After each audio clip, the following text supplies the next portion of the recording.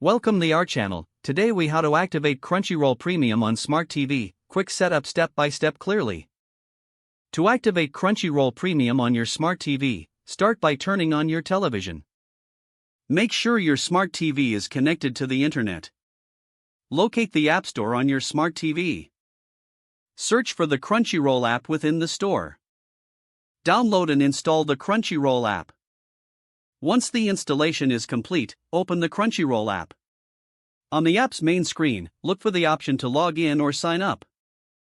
If you already have an existing account, select the login option. For new users, choose the sign up option to create a new account.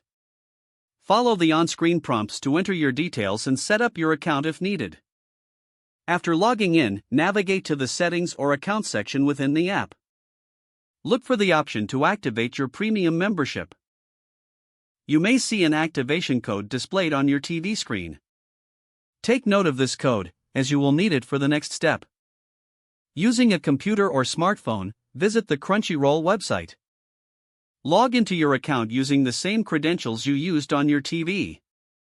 Go to the Activate Device section on the website. Enter the activation code from your TV into the designated field. Submit the code to link your Smart TV to your Crunchyroll account. Once the code is accepted, your premium membership will be activated. Return to your Smart TV and refresh the Crunchyroll app.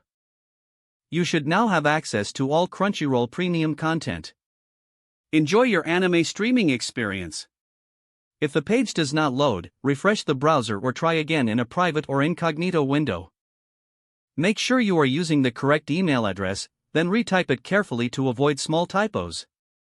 If your password is not accepted, use the reset option and create a new strong password you can remember. Check your spam folder for verification or security emails, then complete any requested confirmation steps. Enable two-factor authentication if available to improve account security and reduce unauthorized access risk.